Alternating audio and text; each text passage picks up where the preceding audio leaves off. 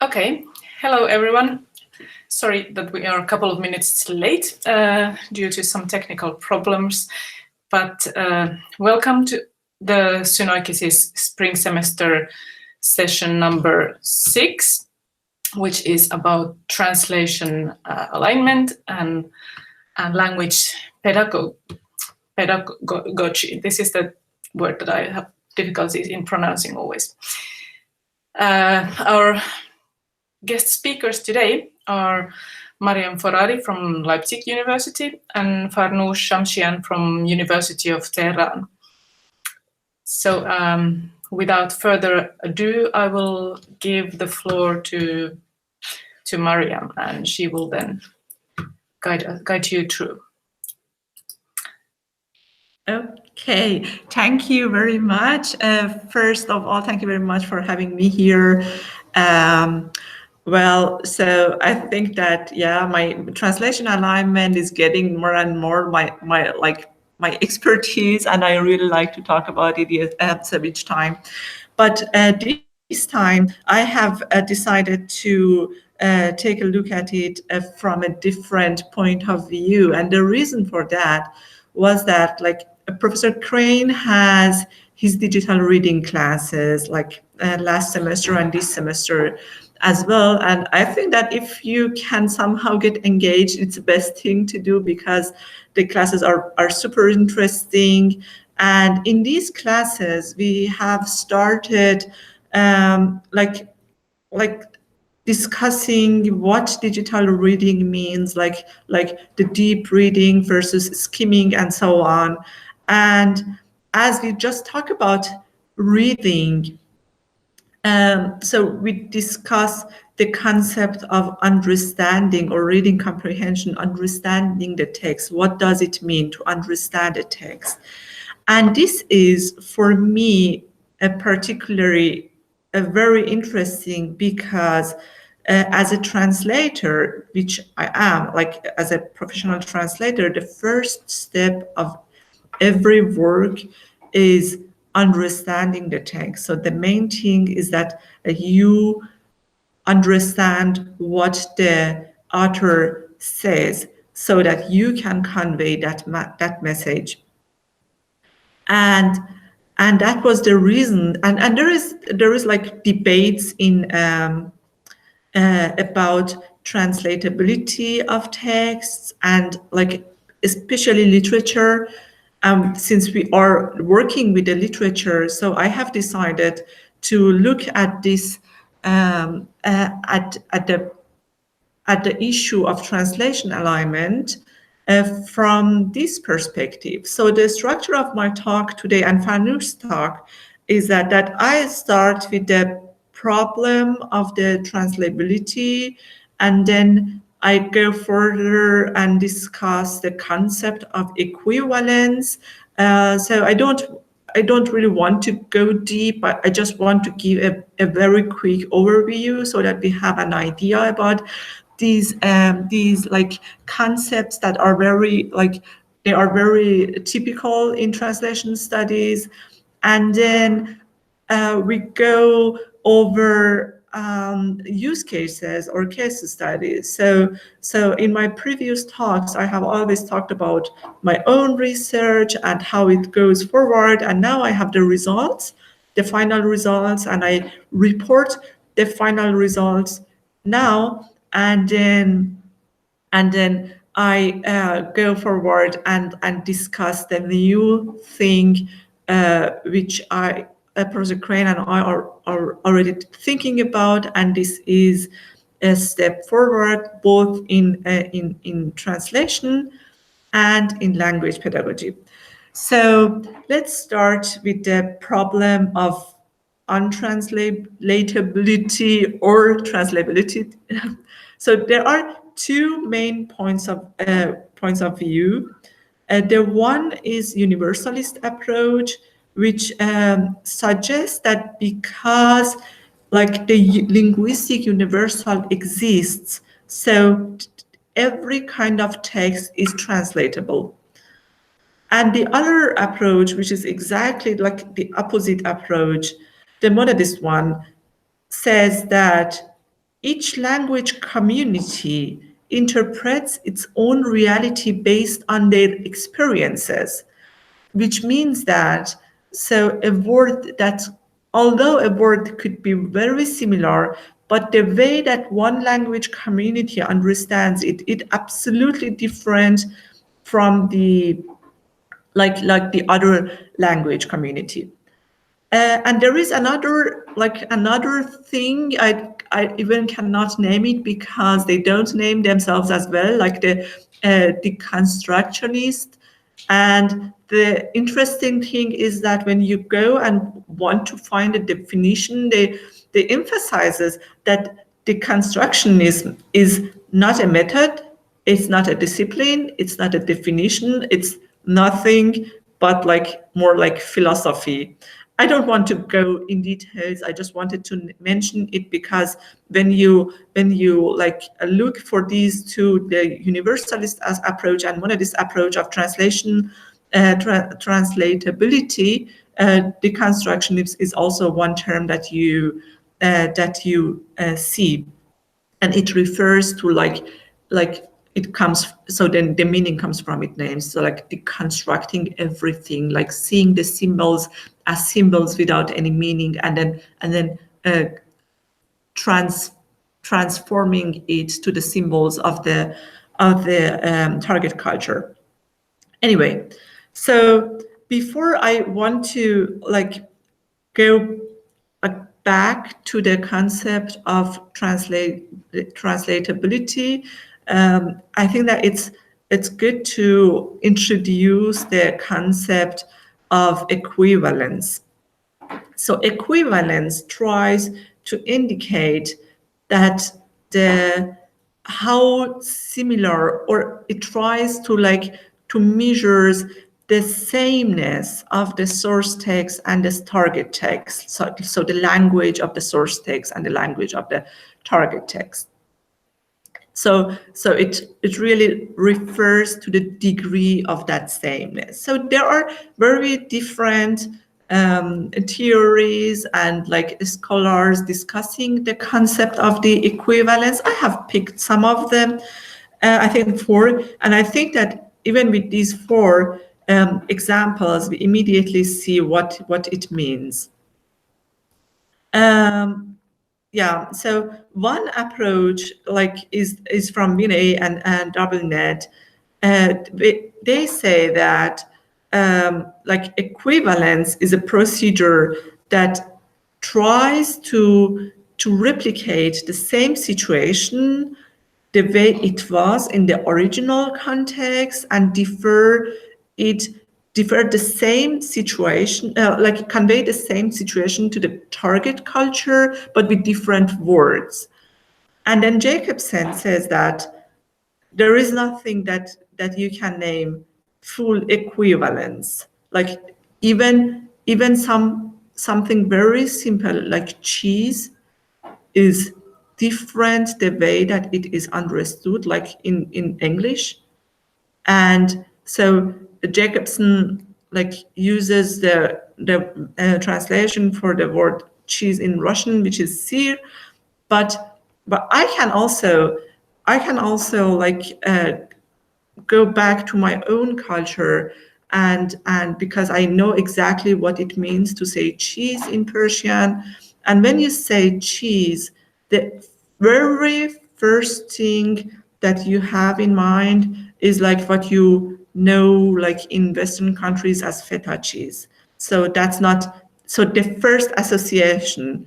So it is, so which means that if you use the translation of cheese, which is paneer, in Persian, it doesn't necessarily mean that the association of these words are similar. And so I have another anecdote which I really like to talk about, is that like in cultures you use the symbols. Like in one text, like in German text, when it starts, it was rainy, so the audience immediately knows that it is not, that the day is not going to be a good day because it is raining. And if you try, and this is a very simple sentence. So what do you want to do with that sentence? It's just, it is raining. You can translate it very easy.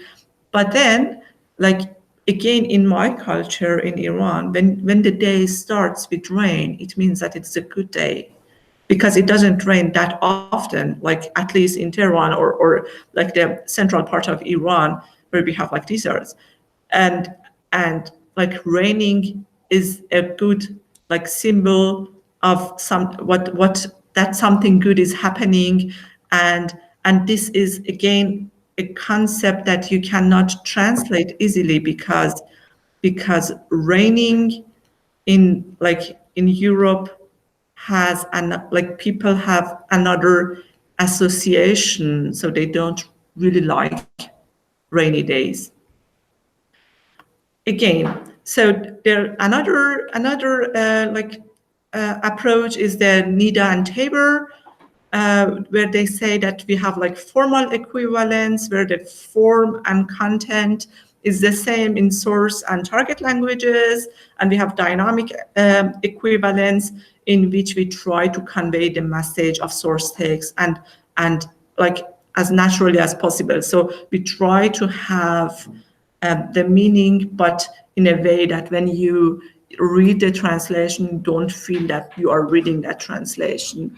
And this is that, so like in practice, it's normally the way that we translate is based on this like definition. So we translate in a way that the reader doesn't notice that he or she is reading a translation. But again, so if we go to the literature, especially to the classical literature, we have so many culture behind it that like reading a text in a way that it's not like similar to translation, like the reader doesn't necessarily know what's happening there, what's going on. Is he reading a Persian literature, or it's like reading like German literature?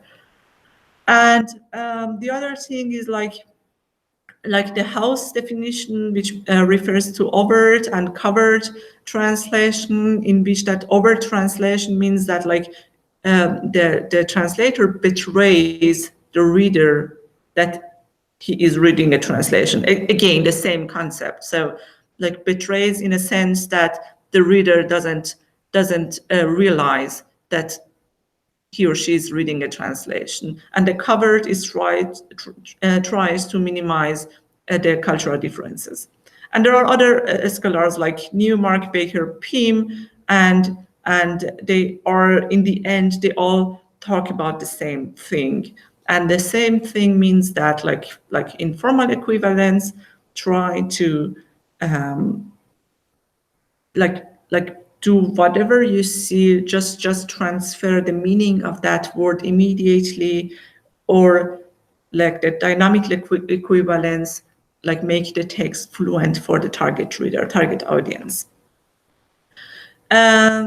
So here, this is my favorite quote from von Humboldt, in which he says that translation is impossible because like we either are too close to the target, to the source text, which means that so the text is not readable. And I show you, or I think that I have also mentioned that example in our website, divanhafez.com. And I come with some experiences, some examples in my talk. You see that the English translation is very close to the Persian text, and so close that it is not English anymore. And the German text is very fluent for the German audience, but it's not necessarily close or loyal the way that Christian and Nord names it, loyal to the source text. But still, even though von Humboldt says that translation is impossible task, but he believes that translation is one of the most necessary tasks of any literature. We need to do translation. So now I want to come with some examples, like the way that we see it in our Divan Hafez corpus, and so the thing, one thing is that, okay, they say that the terms, some terms are so specific in each linguistic community, some of them, that it is not possible to translate that. One of them is that, like, again, we go back to Hafez corpus, my favorite author, like the Persian Shakespeare, if you want to call him like this. So there is the word rend, and we see here the translations that and the frequency of how it has been translated by the translator Clark in 1892.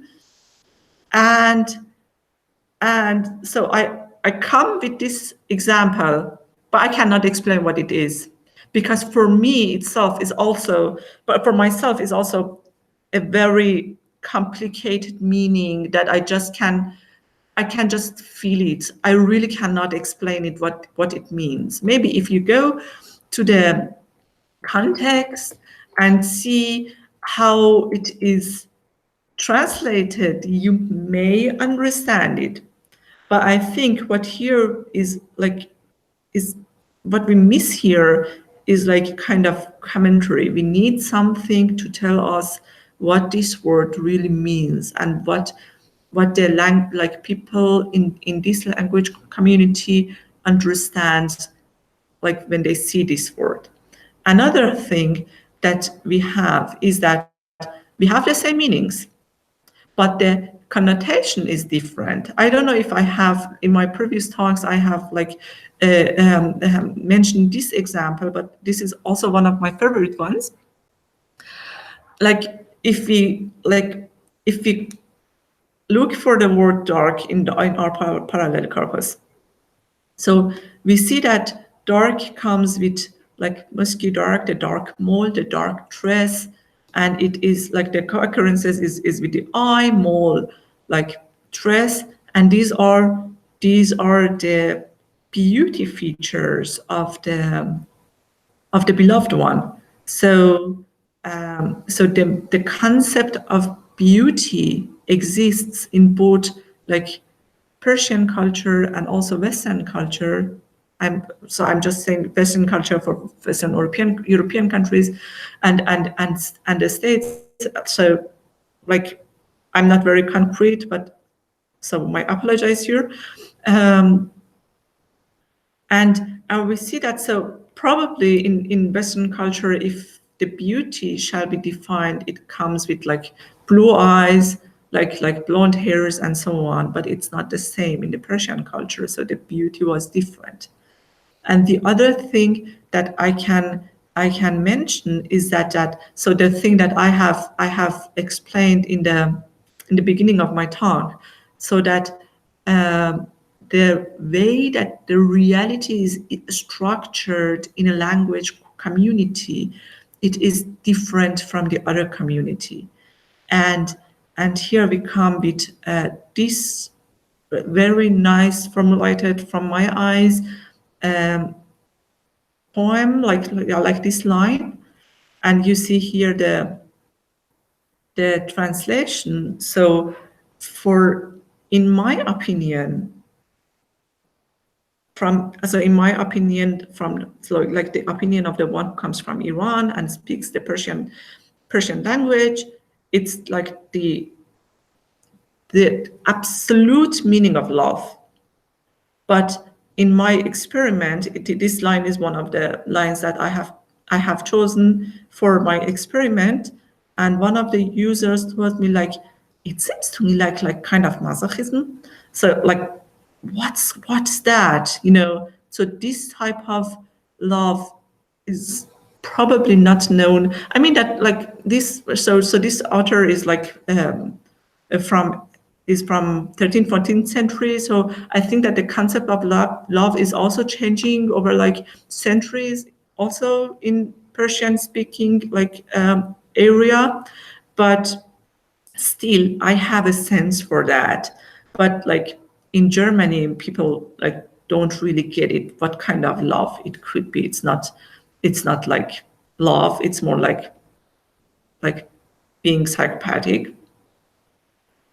Anyway, so yeah, like what I have discussed now, they were all the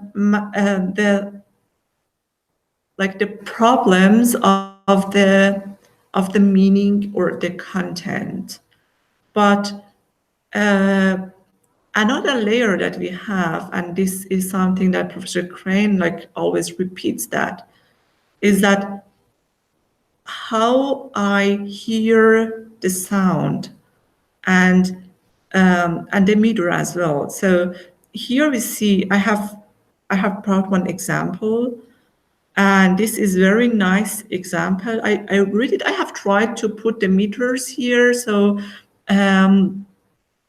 so here, like the lines here refers to food, like to each food, and the like the double points here refers to like each syllable.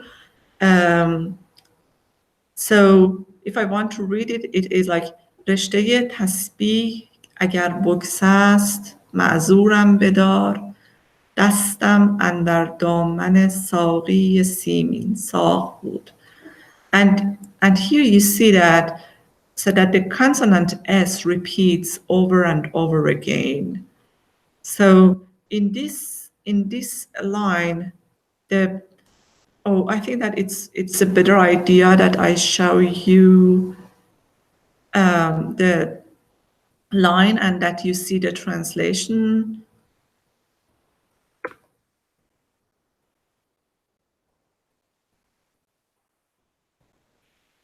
Okay, so here you see the translation. So hold me excused because my arm was like, it's a very erotic concept, and it's saying that, okay, so if I did something wrong, excuse me, and don't tell anything. And this repetition of the consonant S, like for me, is associated with that like don't speak, like the sound that you make if you want to ask people like be quiet. And this is something that, even though we have like a perfect translation, that we can't, but if we have it, still this is something that we cannot convey.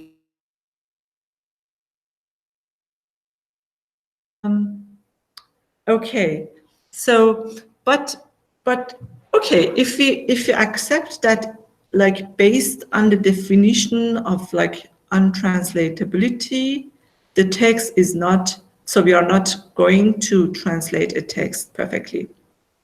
But my question is that, so what happens if we have different translations in which the translator tries to convey the meaning of one specific thing? If we have one translation which just refers to the words and the content of the words, and the other one goes like, tries to be a good translation for the target audience, and the other one tries to explain the word plays.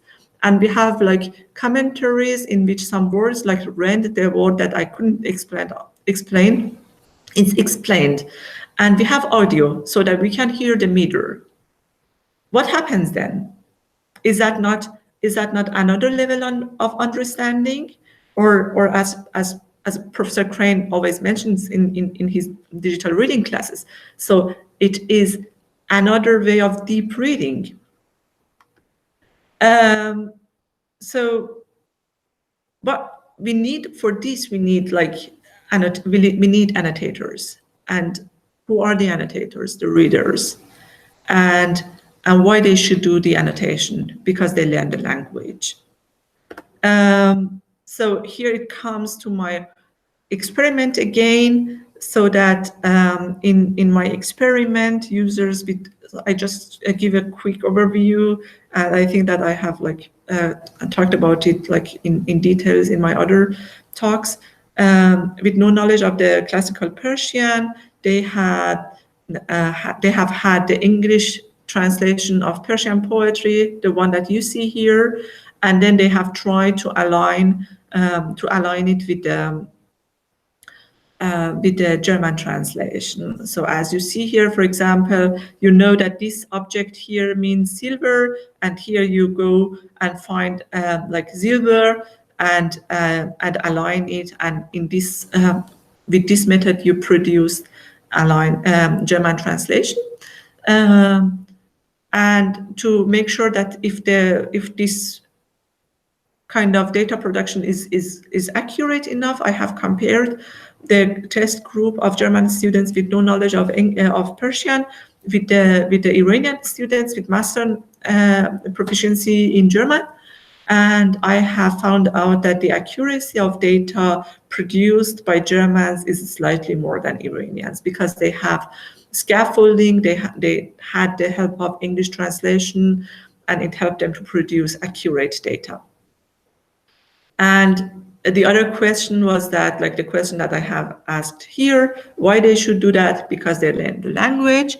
And for this, I have compared the the learning impact of learning vocabulary with the digital flashcards, and compare it with the vocabulary learned through translation alignment. And it was like this, that the users worked 1 hour either with flashcard or with translation alignment, and after that they have taken like an immediate test, and after 2 weeks they repeated the text, and after 2 months they repeated the test. And here we see, so it is very clear that with the flashcards you learn more immediately after like learning session, after this 1 hour.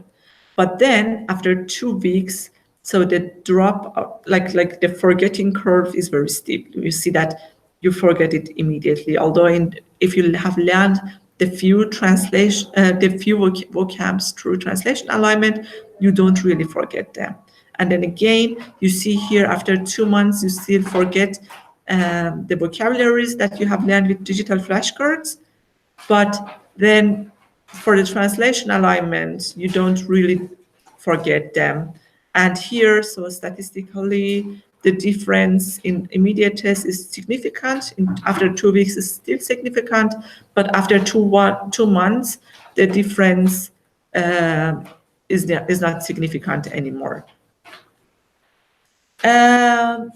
So this was my own experiment, and so in the other class, in the digital reading class that I repeatedly mentioned because I really enjoyed that, Professor Crane came with an idea that I really found very interesting, and it was like, so in Persian we have the problem that we don't write the short vowels, and so the transcription is not easy because you don't know what the short vowel is, because 2 consonants, for example, come together and we don't know what the short vowel should be. We know it by heart, but it's difficult for users who don't know any Persian.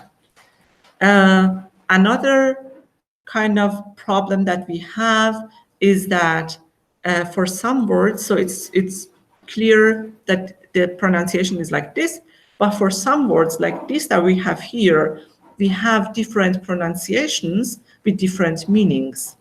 So we need kind of disambiguation here.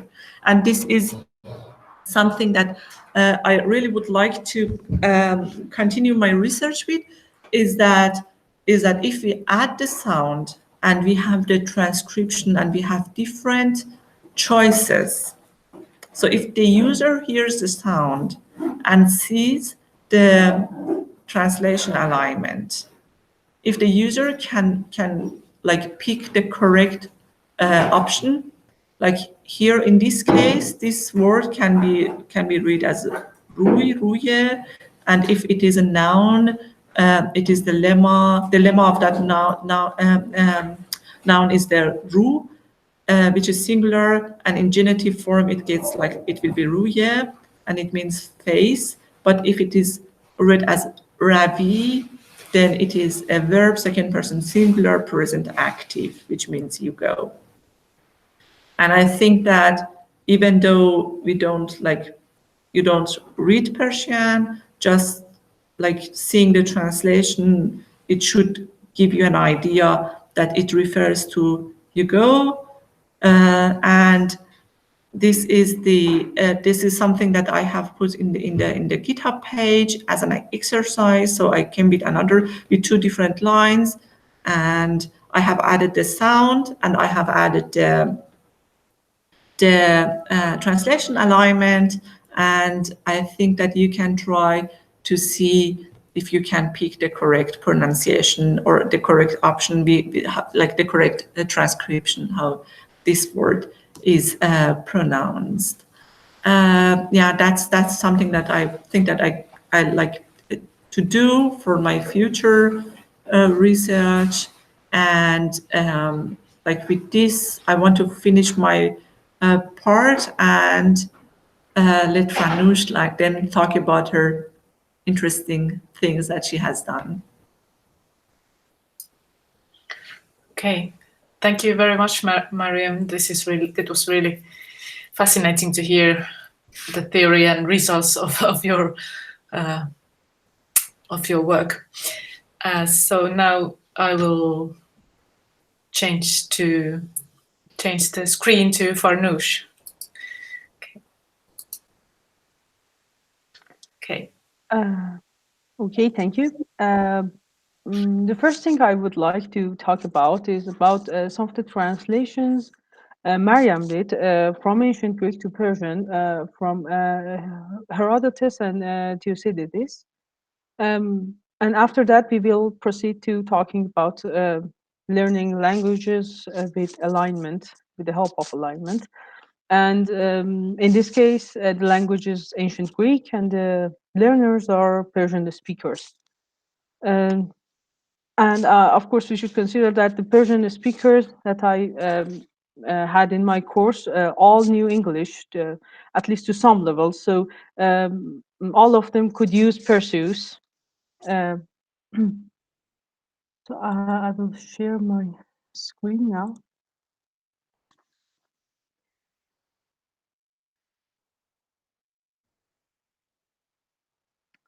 Okay. So this is one of the Maryam translations from Herodotus. This is actually the first paragraph of the first book of the histories.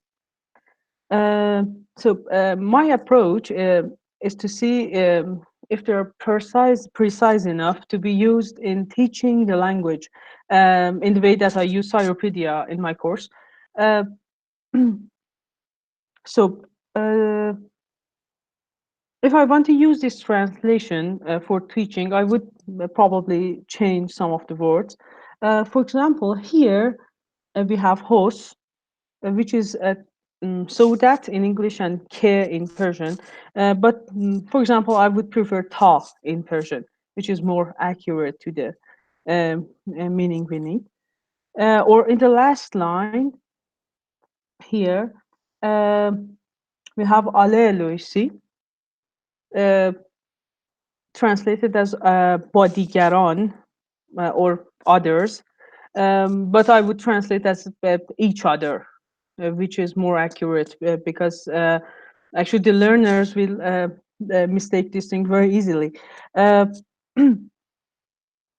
Also, here we have itn translated as a verb, باعث شد.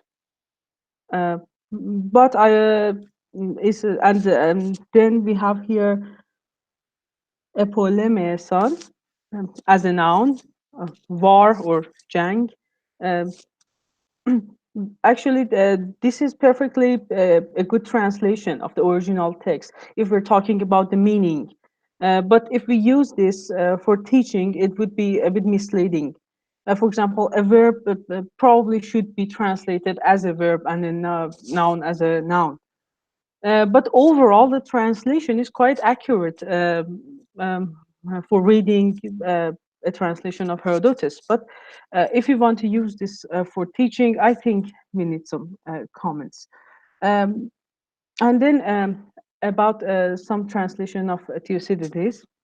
Actually, Maryam has translated a lot of Thucydides, a lot from Thucydides, but these are actually the two sentences that I would like to talk about. So the first one, here we have, let me see. So here we have در همین حال آتنیان در مصر و متحدان آنجا ماندند. This is the part from here to here that I would translate as and the Athenians stayed in Egypt and the allies there. So you see the translation is not as well structured as one might hope. And also I can translate the last part of the sentence here, from here to here, as some aspects of the war was revealed upon them. This is not actually very quite accurate by the meaning as well. So you can see how it could be misleading, and it's not as accurate as the one from Herodotus we had here. But even considering that this is a translation by someone who is not actually an expert on ancient Greek, I think it's actually quite fascinating how accurate they are compared to some indirect translations of Herodotus or Thucydides that we have in Persian. And the next sentence starts quite perfectly. We have two proton as در ابتدا in the beginning. We have Athenian as hoi Athenaioi, Athenians, and we have Kraton as were masters, and this is Misr, Egypt. But again, we have here a honta as ba, which means with in Persian. This is actually correct if we want to talk about the meaning, but for the purpose of teaching, we should probably use a word from the verb have or dashtan in Persian. So the learners would actually get that this is a form actually derived from a verb. So even with the mistakes, I think Maryam translation seems closer to Persian than most of the indirect translations, and I think some of them can be used for teaching as well, but not for a self-study course, because the teacher can comment on the translations and help with the misunderstandings, such as the one with Ba and Honta. But in the self-study course, of course, we have to try to be at least as precise and accurate as possible. So here I have a sentence from Cypedia. I actually translated myself and used in my Greek course. Hide this. To see how it actually works to teach with the help of translation alignment. I have used alignment in a beginner course, which was about 12 hours in Institute for Humanities and Cultural Studies in Tehran. Now we have 3 months break, and after that we will continue the course. So the course hasn't ended yet. Our first session was alphabet, of course, and basic phonology. And the second session, we talked about some basics of Greek grammar, just students have an overall view of the language. For example, the noun declension, verb tenses, articles, and things like that. But in general, we couldn't get to the details because we didn't have much time. Um, and after the basics, we started to learn Greek from an original Greek text, such as the one we're looking at right now. And this is not simplified at all. This is actually the exact original text of Xenophon. And we read some of the paragraphs from Cyropedia with an aligned translations, as the one we're seeing right here. And the translations used in the alignments were all by me, because although there are 5 translations available in Persian, actually 6 available in Persian from Cyropedia, but they do not actually match quite well with the original text. And for example, Maryam translations of Herodotus match much more better with the original text than the indirect translations in Persian with their actually only original text. And the text to these alignments, I think, are added to the class outline on GitHub. If not, I will add after the session.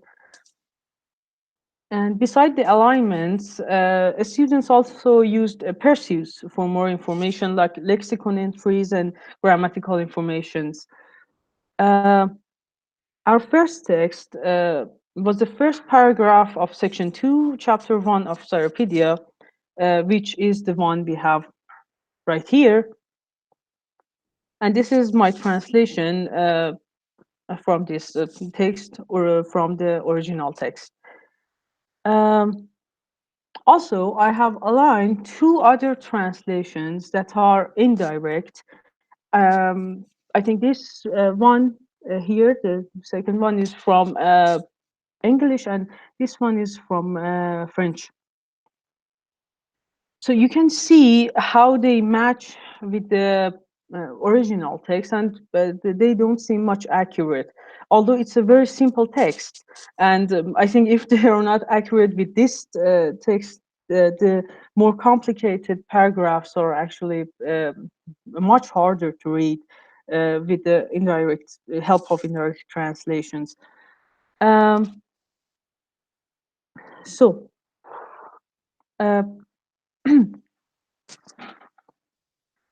other than this one, which is from the book 1, other paragraphs we read were from the end of chapter 2 and the beginning of chapter 3. And we didn't start at the beginning because there were sentences that I found easier in this part of the book. And also almost every one of the students were already familiar with the story, because it's actually about the history of Iran quite and so they didn't have any problem with the starting in the middle. So after 6 hours of reading these alignments, I asked the students to translate a very simple sentence that I chose from chapter 2. They haven't actually read this part at the time, and they only had the material available on Perseus. As you see, this is, let me share.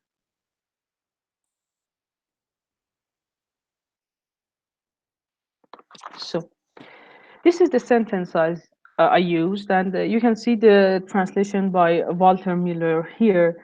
And this is probably one of the simplest sentences that I could find in an original text. So I asked them to translate this sentence, and they only had the material available on Perseus, so they didn't have any English translation, and they had to figure out the details by themselves, and they had to choose between the possible meanings and grammatical forms that actually Perseus suggests by themselves.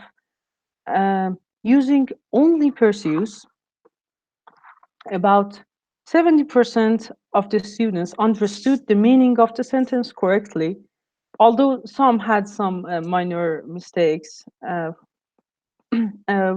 especially with the word Armenian. And around 30% of them did not understand the meaning of the verb egeneto or the whole phrase epaide hemero egeneto, which, as you see, let me get back. As you see, is quite simple, but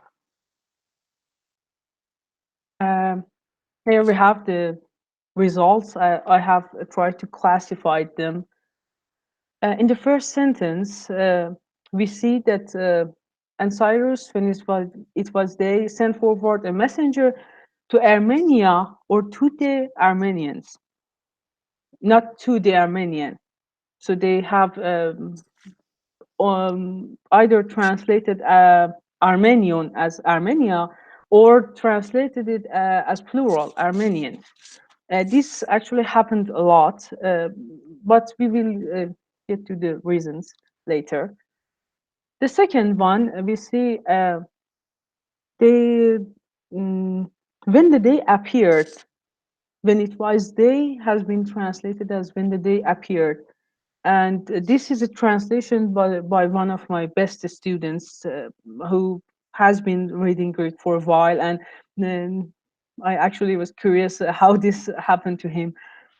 The third one, the tense of the verb has been actually translated incorrectly, which I don't consider a big mistake. It can happen a lot. The third one, on the day that Cyrus came, instead of saying, and Cyrus when it was day. And the third one, when it was day, was translated as after a few days. And the last one, as we see, after that in new situations. Actually, the sentence number 4 and number 6 do not make sense. And I think there is a specific reason why the students had problem with Armenian and Egeneto. Here we have the information available for the word Armenian. Here we see the entry in Perseus. So as you see, the translations are not quite accurate. So we don't see Armenian as Armenios, which means Armenian. Although none of my students translated this as a red color or copper carbonate, they all translated it as Armenians or actually to the Armenia. And here is the entry on the online LSJ, which I have copied here.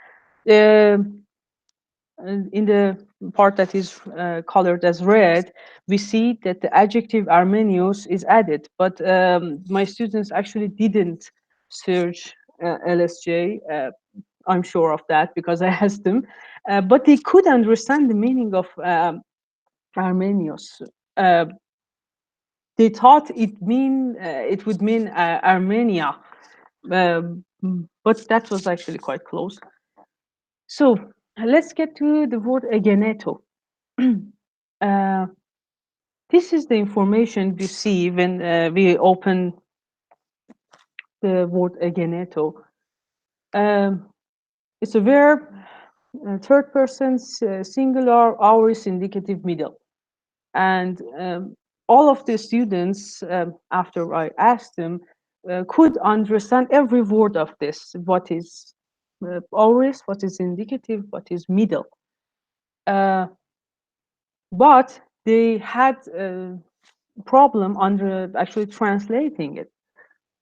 And this is the reason that I think it happened. As you see in the meaning, we have come into a new state of being. Take place, come to pass, of persons to be born and of things to be produced. I think none of them could actually relate the verb gignomai with the Persian verb of shodan, which, as I would translate, وقتی که روز شد, or when it was day. I think they had a problem with the lexicon entry because they could understand the verb, but they could not understand the meaning.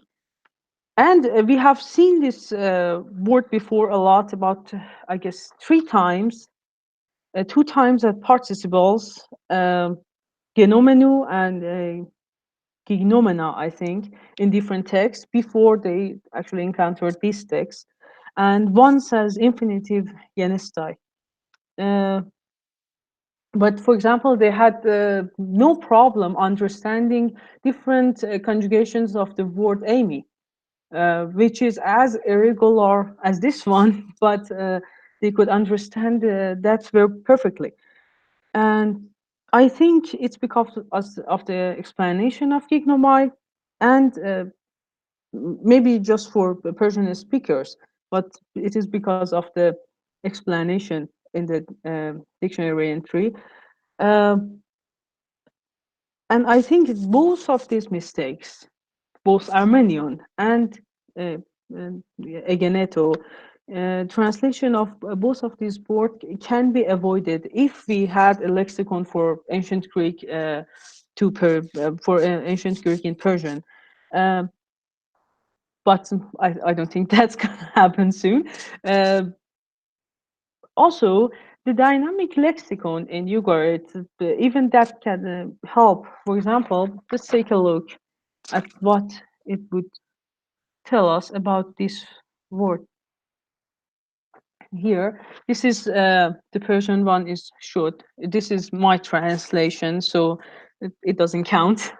But even without this one, the English translations available here would help a lot, because they could click on these and find this word in other sentences. Here we also have was or were. This is something that if they knew how to use, it would probably help. I'm not sure, but I guess it would help. Get back to the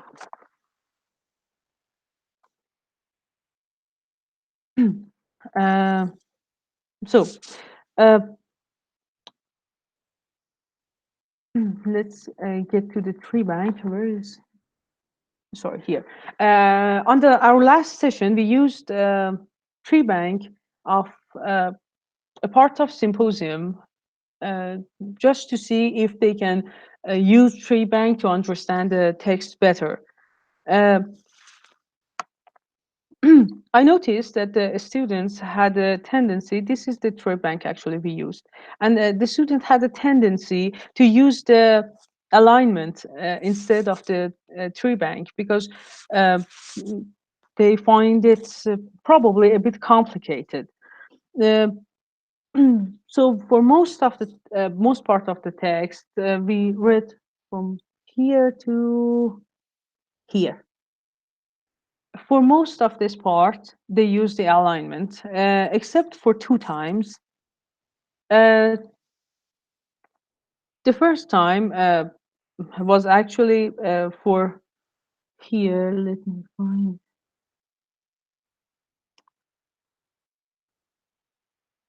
find the word fusis. Oh, here. Ti saumaston ten fusin kalon. This is probably one of the things that one does not expect a beginner of Greek to understand, what is an accusative of respect. But they actually used the tree bank to understand this. And also we used a grammar reference just for seeing that's what is an accusative of respect. But the tree bank actually helped a lot. And the other one was the word eson here.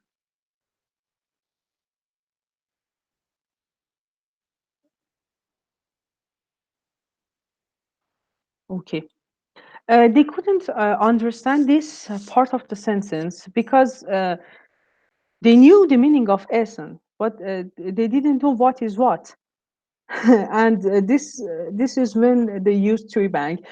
And for the first part, for the accusative of respect, I myself suggested that we should use tree bank to clear things up. But for the word Esan, they actually suggested themselves because I was waiting to see if they can understand the whole sentence just by using Perseus, but they actually prefer to use the tree bank with the hope that it might clear things up.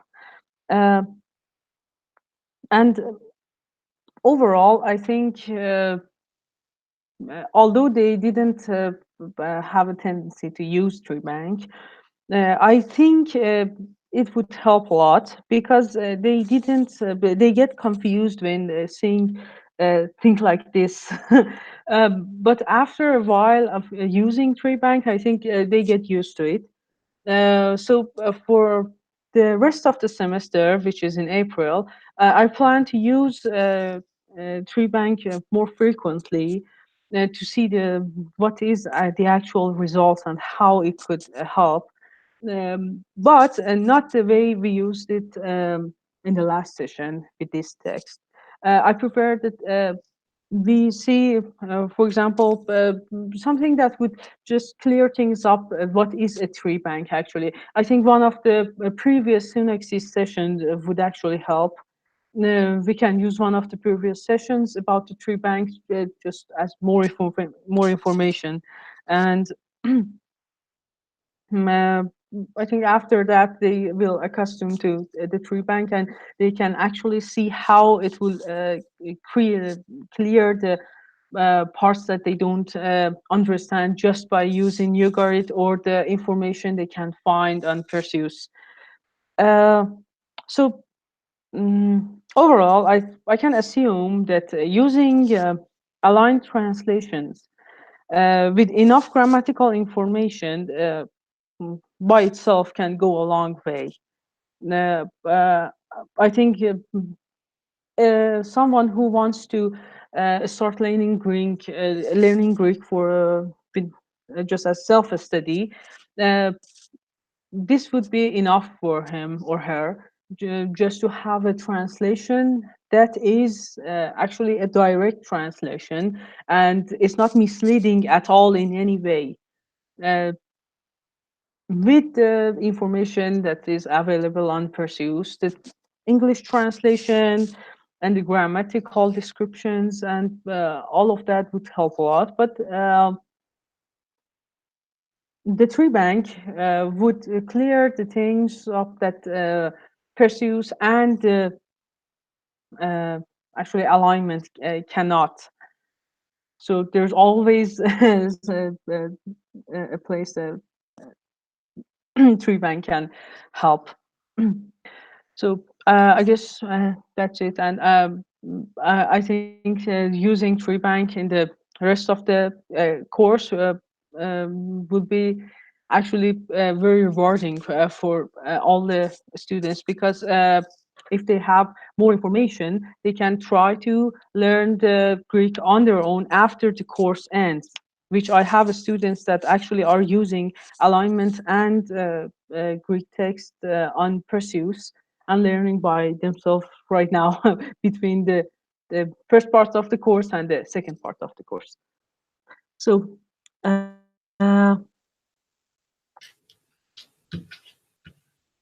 I guess that's it. And I'm not sure if I was clear on what I was going to say clear enough, but I'm here if you have any questions. Okay, thank you very much.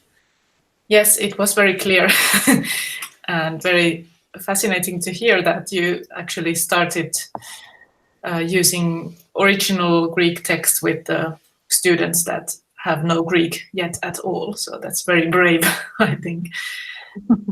I just want to say both of the presentations were very exciting, and I even learned stuff from you, Maryam, and I thought I knew that I'd heard your stuff, and But Farnoosh, I think that the systematic use analysis that you're doing is really important.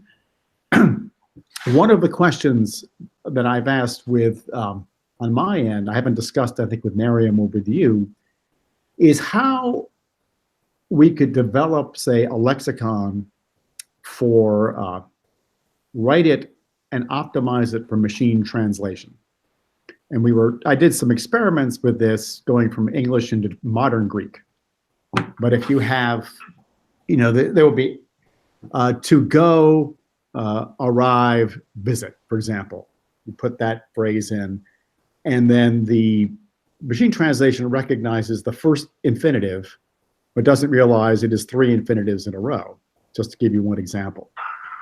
If we were to take a glossary to Xenophon and systematically translate it, run it through machine translation into German, maybe Finnish, if anyone's interested, and Persian, and just see how accurate it was, and we went back and changed the English and made it more precise, how well would that work? And then how could we write it to make it more unambiguous?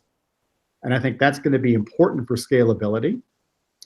And I don't know what the answer is, but I'm sure we can optimize writing for machine translation. Another question is, gosh, what was I going to say? So when, and just a pragmatic question, maybe I shouldn't ask this in the whole thing, but when is your DAAD thing you're gonna hear? Is it March? No, I think it's at the end of February, probably in 2 weeks. I'm checking my email every day, every minute, just waiting. And well, I think your work is really good, and I think it is very. Yeah, I think this is very exciting. I think the systematic effort that you put into analyzing the tree bank, I think we talked about in the digital reading class, the question of whether we need another kind of annotation that breaks a sentence down into smaller nuclear chunks.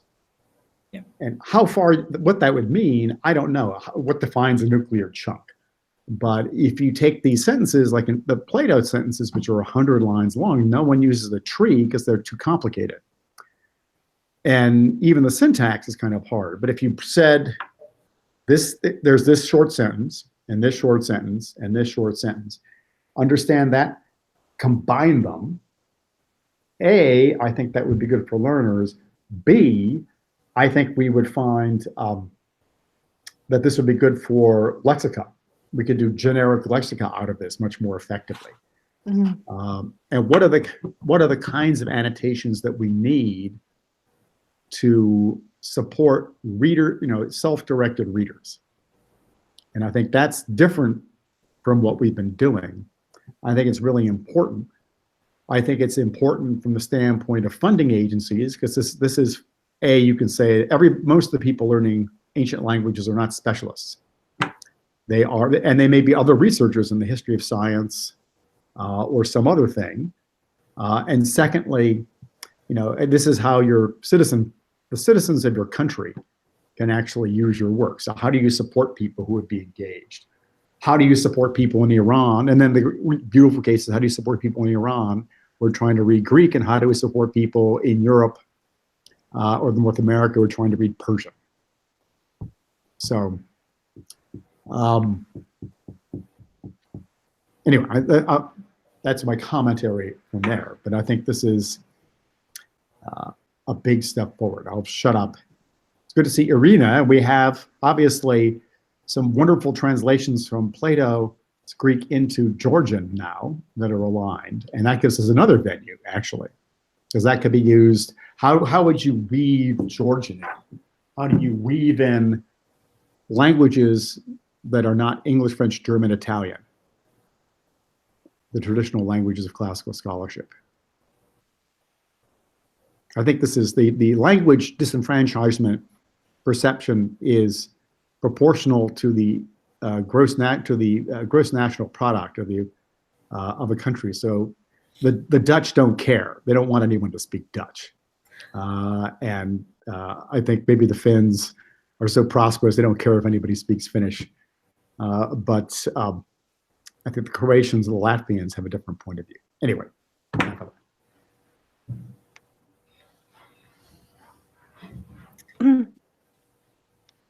I can only say that in this call we represent 7 languages. I'm just 6. Sorry, this is Maryam. I think you want to reply or.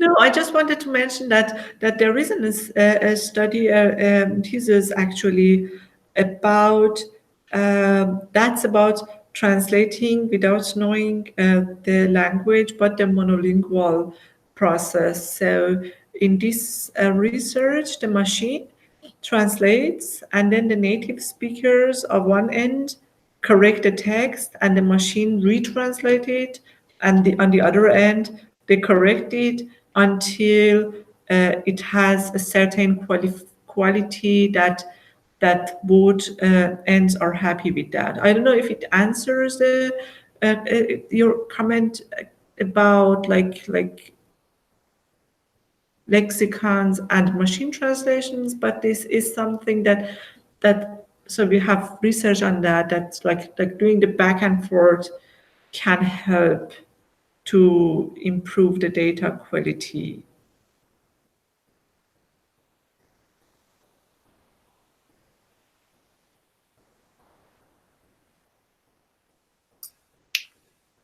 Farnoosh, do you want to comment what Greg said? Actually, I think what he said was actually complete, and there's nothing much for me to add.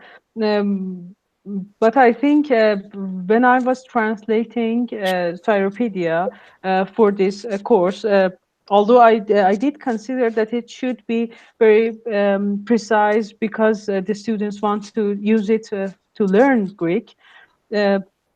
Actually, in my mind, I was thinking about the lexicon and the dynamic lexicon in Ugarit, that how my translation would actually come up when someone is searching it in a lexicon. And this is why I tried a lot to find the best equivalent that I could find for an exact word. And I think this is, if we do this for a large portion of, for example, Cyropedia, maybe we can use that as the base for a lexicon. I'm not sure what Professor Crane thinks about this.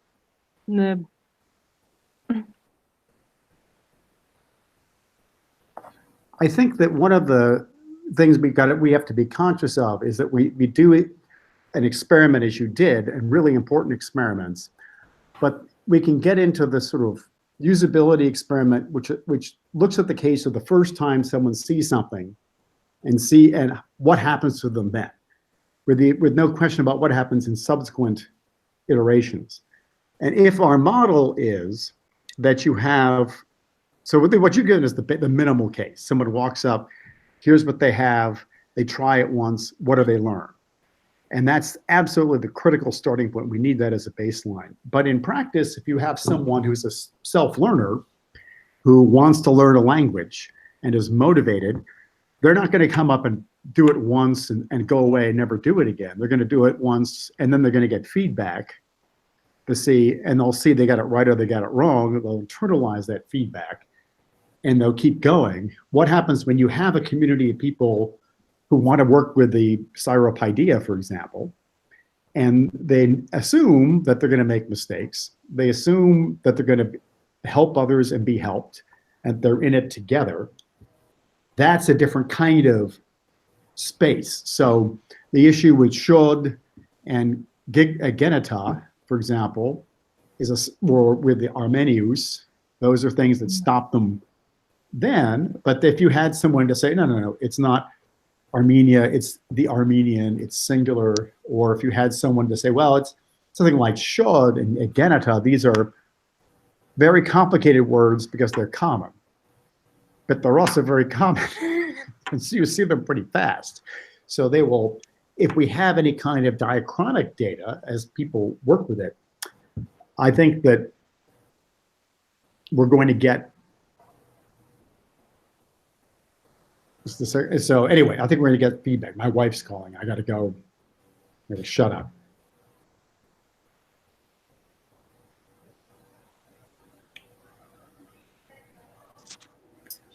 Okay. Does anybody else have some questions? I think Anis has written something here. Hello, Anis.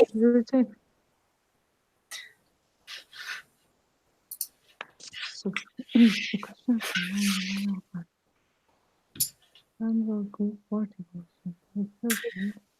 Yeah, Anis is asking, how did you handle Greek particles in alignment with Persian? And if I am correct, in your alignment, you didn't align the particles, at least in the first. Yeah. And I have the same question. Yeah. So if it is something that, so the first point is that I don't know any Greek, so I don't have the sense for that. But if I realize that it has like the particle like emphasizes on something or does something that is important for the sentence, then I try to find like something similar to that. Like now that I have explained the concept of equivalence, I can't use it even anymore. But like something similar or the dynamic equivalence. But normally we don't have that concept, in my opinion. But Farnoosh can correct me if I'm wrong. But I think that in those cases you need to leave it out. So when I was translating the sentences for the class, I tried as much as I tried to translate the particles as much as I could. But I think Maryam is actually right that Greeks use too many particles. We don't use that much in Persian. That if I had to use actually translate everything, I think the Persian sentence. The translation in Persian would look a bit even ridiculous because it didn't make sense. So instead, I just made a comment of how Greeks use particles and how I cannot translate them. And for the rest of the course, we were okay with them.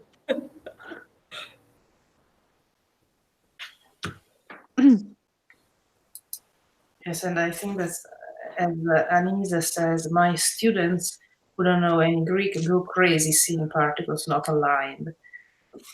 Yes, we get crazy too, I think, but particles for many languages are almost impossible to translate, also in Italian. And I think we have other languages in this call, but I think you have similar problems. Yeah, particles are sometimes difficult, but I haven't really used the translation alignment tools. I'm not aware, is it possible to sort of divide words so that we could actually add some case endings and some parts of our Finnish long words as sort of aligned with the particle.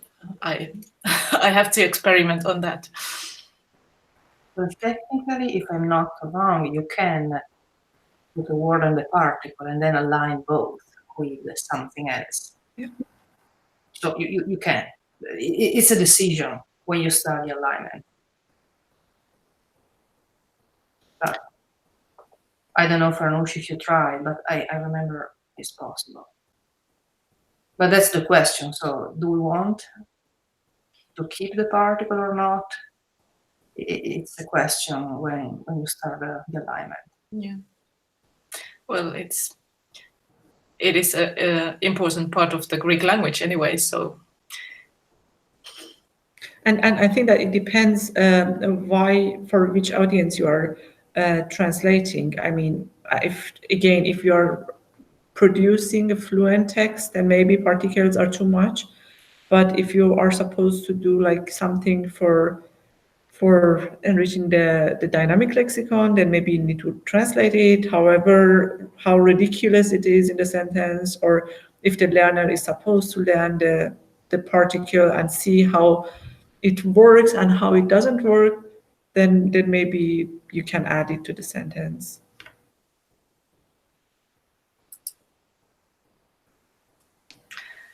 Yes, that's why, sorry, maybe we are late, but only one thing. In my limited experience in this, the important thing is consistency. When you begin to align, of course, you have many questions, but at some point you have to decide to choose, and so to try to be consistent and then document your decisions. This is, I think, fundamental in general for every translation, and especially when we use these tools and when we export data and we want other people to use this data. But yeah, that's right. And so I think that out of experience, I can say, so in the beginning, I was like, okay, we could have like two different approaches, like the minimalist approach or the maximalist approach, so that we can align everything that is there with everything that's there. But then after seeing what we can do with the alignment, I mean, like ignoring the fact that we like work with the language and learn something, like beside this, we can do like frequency-based research on translations, comparative translations, and also for the dynamic lexicon. Now I am going toward like the minimalist approach, so that take the only meaning that matches, because then you want to have a dynamic lexicon, when you click on one word, you really want to see the meaning of that word, however it is translated in the context. But you don't want to see like this word, like before that was that if we have like ellipses in source language and we don't have it in the target language, and we have like two similar verbs, you take both.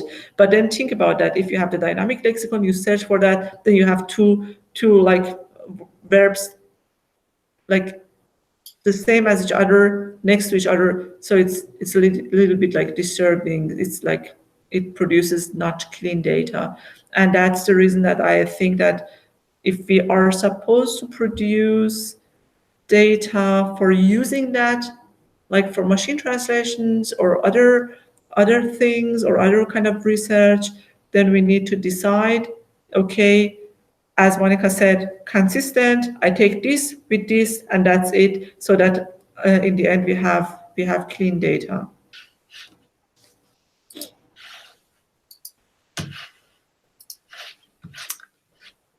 Yes, okay, thank you. Are there any more questions? I was trying to see if there is anything on YouTube, but no, that's not a popular place to have questions in. if we still have 1 minute, Yes. I want to comment one thing, because Farnoosh many times said the exact equivalent, and I understand what you mean by that when you start aligning. And I think this is interesting in the sense that, well, again, my experience when I was in school, now a few years ago, I remember many professors telling, well, the best, and we have to see what we mean by best. The best translation is the translation where you can't identify the language from which you are translating. But now with this data that we have to align, we have to be closer to the original language. So I think it's an eternal question, and as Humboldt said, is mission impossible. Yeah. And I think that's a good reason why we need different translations next to each other, Yes, and yes. all aligned to the source text, so that the reader can see what's happening, what's going on there. Yes, yeah. Well, this is a very, very interesting topic. Yeah, I think that if Humboldt was not like was living in this time era, probably he enjoyed that kind of annotation. So it was like, translation task is not impossible anymore. We can translate it.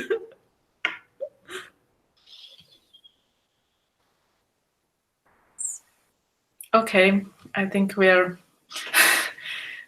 running a little bit on extra time. But if anybody still wants to say something, it's possible. But I think it's probably good to end with Humboldt. And thank you very much, Maryam and Farnoosh, for sharing your work on this session. And next week, we will go back to tree banks. So we will have a session on using tree banked corpora, and we will also hear about universal dependencies. So thank you all, and see you then.